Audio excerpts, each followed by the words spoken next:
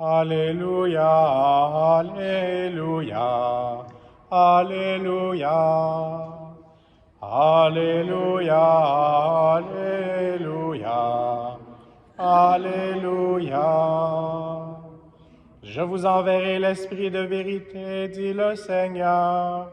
Il vous conduira dans la vérité tout entière. Alléluia, Alléluia, Alléluia. Le Seigneur soit avec vous. Évangile de Jésus-Christ selon saint Jean.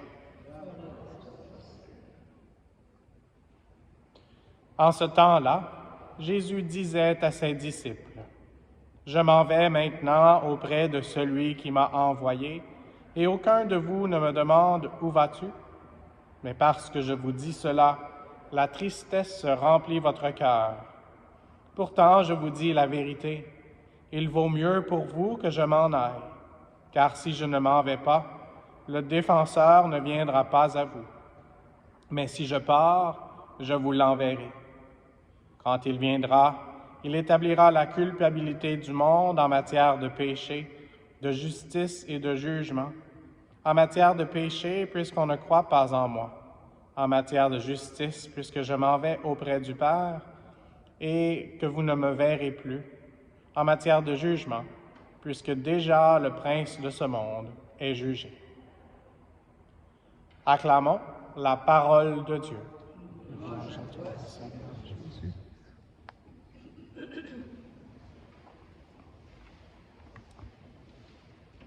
Il y a quelques minutes, quelques heures, on avait l'église remplie des enfants de Sainte-Anne. Donc, c'était une messe, on continuait de célébrer Pâques avec eux. On avait voulu la célébrer plus proche de la fête actuelle, mais ça avait été remis à cause de la pluie. Donc, une chose qu'on a partagée avec eux et qu'on leur a dit, c'est que la seule pluie qu'on aurait aujourd'hui, ça serait d'utiliser l'eau bénite pour les bénir. Et donc, ils ont été très bénis. Et c'est toujours beau de voir les enfants et ça nous rappelle nous-mêmes qu'on doit être comme des enfants pour entrer dans le royaume des cieux. Ça ne fait pas partie de mes notes. Et une autre chose, pendant qu'on lisait le psaume, j'ai été surpris, puis moi je suis dyslexique, donc la gauche et la droite, c'est pas toujours évident. On a entendu « Ta main droite me sauve, Seigneur ». Et puis, je me souvenais que la statue qui est ici de David, il y a un sceptre, donc ça c'est avec la main. Et donc, je pensais bien que c'était la main droite, et je me suis assuré, et oui, donc c'est la main droite du Seigneur. Et donc, ça aussi, ça nous fait penser à quand on était petits-enfants. La plupart, on a reçu le sacrement du baptême quand on était petits.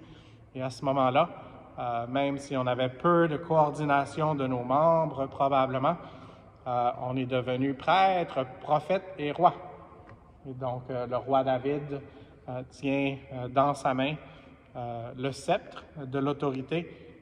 Et pour nous qui sommes baptisés, c'est l'autorité de service. Et c'est pas toujours facile, et c'est pour ça qu'on doit demander pardon au Seigneur, comme David lui-même l'a fait. Mais aujourd'hui, dans notre évangile, Jésus parle de certaines des émotions des gens autour de lui. Et puis parfois, nous aussi, on a des émotions.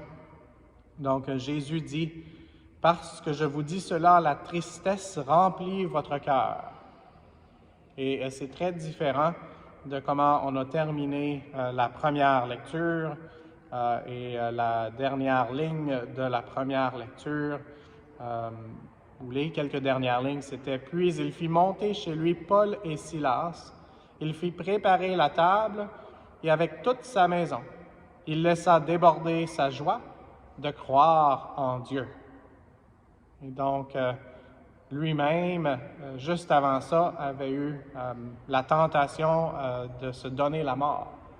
Et c'est un de mes actes des apôtres, un des passages préférés pour moi. Comment ça s'était-il passé? Qu'est-ce qui est arrivé entre-temps? Paul et Silas avaient pas seulement accepté de souffrir pour témoigner de Jésus-Christ, mais ils étaient contents, dans un sens, de pouvoir offrir certains de leurs sacrifices avec le sacrifice de notre Seigneur Jésus-Christ.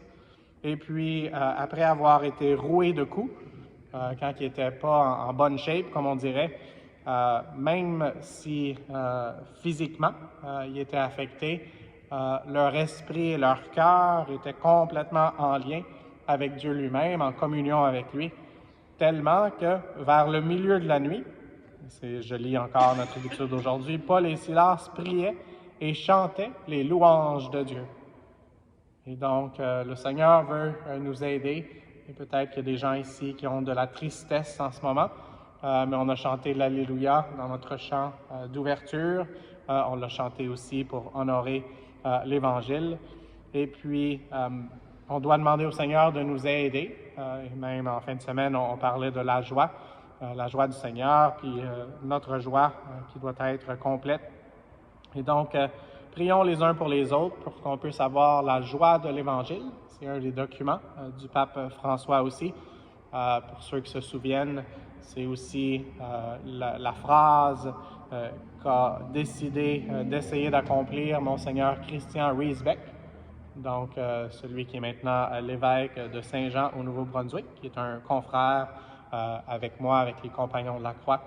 Et donc, ça me faisait penser aussi à un livre, quand on a vu que d'avoir chanté les louanges de Dieu, ça a provoqué un tremblement de terre. C'est pas à cause qu'ils chantaient pas bien, au contraire, c'est qu'ils chantaient de tout leur cœur. Et puis ça a secoué les fondations de la prison. Et puis les portes s'ouvrirent et les liens de tous les détenus se détachèrent. Et donc ça me faisait penser à un livre que j'ai lu en partie, que mes parents avaient, qui est écrit en anglais. Et c'est le nom de famille, c'est Caruthers, mais ça dit « De la prison à la louange ». Et aujourd'hui, on a eu de la louange à être libérés de la prison.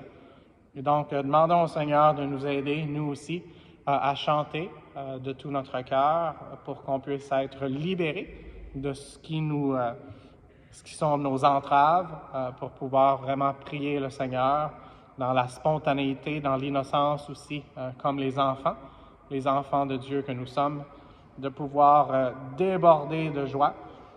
Et puis, c'est cette personne-là, c'est le geôlier lui-même qui a amené Paul et Silas et qui a fait préparer la table. Ça ne le dit pas de façon explicite, mais j'aime penser, je ne suis pas un expert en Écriture sainte, mais je ne serais pas surpris que ce soit quelque chose de similaire à une Eucharistie. Il a fait préparer la table et avec toute sa maison, il laissa déborder sa joie de croire en Dieu. Donc, si ce n'était pas l'Eucharistie à ce moment-là, parce qu'on a cette histoire, il faut demander au Seigneur de nous aider aussi, de pouvoir être débordants de joie. Aujourd'hui, on a les portes ouvertes, mais on peut demander au Seigneur de nous aider à ouvrir nos cœurs et à la fin de cette Eucharistie, de pouvoir chanter l'Alléluia, pas seulement avec nos paroles, mais d'une façon spéciale avec nos vies, même dans les moments difficiles, de pouvoir demander à l'Esprit Saint de nous donner ses fruits, d'une façon spéciale l'amour, qui est vraiment le plus important, la joie et la paix. Amen.